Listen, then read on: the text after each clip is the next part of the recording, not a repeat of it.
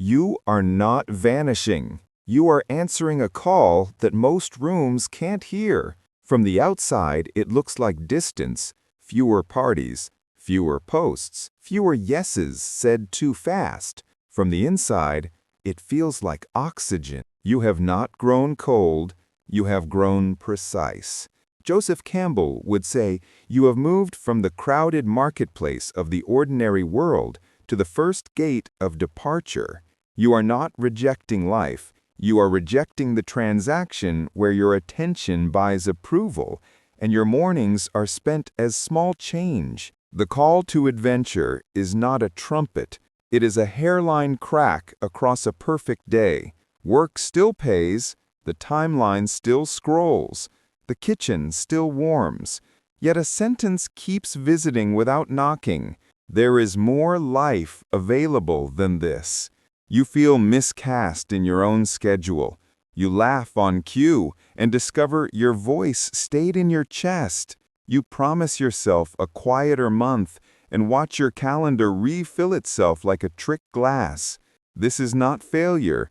This is a threshold showing you its shape. Thresholds have guardians. In myth, they carry spears. In modern life, they carry clipboards. The expectations of your family, the algorithm's bribe, the boss who mistakes speed for care. Your own pride in being the reliable one. Guardians are not villains. They are tolls. Crossing requires an honest price. You cannot take everything with you and still depart. You are asked to surrender urgency theater, the performance of availability, and the habit of rescuing to feel needed. You are not asked to sacrifice kindness, truth, or sleep. That distinction is the first wisdom of the gate. You cross when silence becomes food. At first, you treat it like a diet. 6 days of noise, 1 day off. Then something shifts. Silence stops feeling like restriction and starts feeling like nutrition. You walk without headphones and realize your street has weather and your thoughts have seasons. You make coffee slowly, and the little click of porcelain on wood rings like a bell. You set your phone down, screen first, and survive the itch to check it. No one claps. No one should. In Campbell's language, you have stepped into the belly of the whale, enclosure where the old costume softens and a truer shape can grow. The belly is not glamorous. It is a room where your masks do not function. Here, you keep small vows that feel almost embarrassing in their simplicity. Light before screens, breath before speech, one honest paragraph written by hand. Boredom visits, and you do not panic. You let it open drawers you forgot you had. Anxiety, deprived of constant distraction, speaks in complete sentences, and you learn that listening is not indulgence, but maintenance. You are not trying to become special. You are trying to become whole. Mentors appear when you are listening. Sometimes it is a person who refuses to make your passage their show. Sometimes it is a book that rewards slowness. Sometimes it is a single sentence that tracks you from room to room. Attention is love with a schedule. The right mentor will not seduce you into more performance. The right mentor will hand you a compass and ask you to walk. Trials come as ordinary temptations, the noisy invitation that flatters your hunger to be seen, the project that pays in adrenaline and debt, the friendship that only survives if you stay smaller than you have become. You practice a discipline that is both soft and strong. You can say no without harming the ground between you. You can say yes without harming the ground under you. Liminality is a corridor, not a home. The point is not to disappear forever, but to reappear as someone who can carry their name across rooms without dropping it. Then the ordeal. Who am I when no one is watching? The answer is not a slogan. It is a set of choices repeated until they become posture. You are the person who can do one thing deeply without announcing it.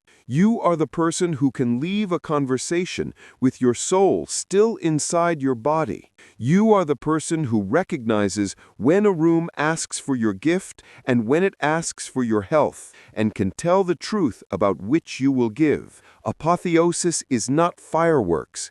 It is the quiet reorganization of your values around what is actually alive. What do you receive here? In myth, you receive the elixir.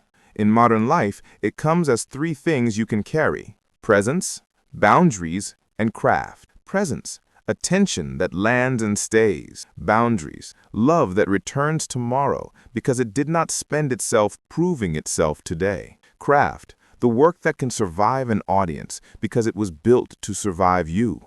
The awake leave the center of society because the center rewards performance at the cost of these three. They choose the edges where they can protect them, then bring them back like bread. Return does not mean a parade back to the loudest square. It means re-entry at the margin, the liminal spaces where conversations are still possible and contributions are not devoured as content. You will not find spiritually awakened people dominating the feed. You will find them building small circles, showing up in reliable ways, refusing to spend their nervous systems to buy significance. They are not ghosting the world. They are stewarding themselves so they can serve the world without being swallowed by it. Everyday examples make this less mystical. At work, you trade the theater of constant visibility for the credibility of clean delivery. You mute the metrics that turn you into a gambler and track the few that keep you honest. You ask for fewer meetings with better preparation, and you earn the trust that makes that request land. Socially, you stop performing closeness with constant updates and offer inconvenient presence instead. One conversation without your phone. One dinner where you do not solve anything but become more human. In love, you replace rescuing with respect. You stop being the hero in a story that needs two adults. You learn to say, I can listen, but I can't be your map. Why does this look like leaving society? Because the most visible parts of society measure what moves, not what heals. Noise is countable. Depth is not. Outrage spreads faster than repair. A culture that confuses attention with proof will always misread the person who chooses attention as a private practice. You cannot fix that with a speech. You can live in a way that gives the people near you another option. None of this is without risk. Retreat can curdle into avoidance. Boundaries can calcify into walls. The edge can become a bunker. Campbell's map warns you, the point is not to live in the belly. The point is to return. The test of your awakening is not how far you can withdraw, but how cleanly you can bring back what you found. You are not becoming untouchable. You are becoming trustworthy. So how do you walk this without dramatizing? Use a simple triad: called, threshold, elixir. Called. Name the friction precisely. Where does your routine demand numbness to be tolerable? Pick 3 places. Do not write poetry. Write invoices. I trade sleep for visibility. I pretend to agree to avoid conflict. I doom scroll to avoid grief. Match each with one small change that costs you something. Phone sleeps in another room. One clean no per week. A weekly hour where sadness is allowed to speak. Threshold. Decide what you will pay and what you will not. The first is sacrifice. The second is identity. I will pay temporary status loss, misunderstanding, and the discomfort of slowing down. I will not pay with my integrity, my kindness, or my body. Write it down. Choose a physical gate to mark your crossing. A bridge at dawn. A tree at the end of your street. The doorway of your own home. Cross it with intention. Feel silly. Cross anyway. Elixir. Put 3 lines on a card and carry it until its edges soften. What I serve, how I protect it, where I refuse. Read it before your day. Read it when urgency asks you to sell your piece for speed. Read it when applause asks you to betray the draft for a post. This is not a mantra for social media. This is a steering wheel for a moving life. If you need a design for a short rite, keep it humble and human. Day 0, separation. Clean your desk. Put your symbol where your hand will touch it. Stone, compass, ring.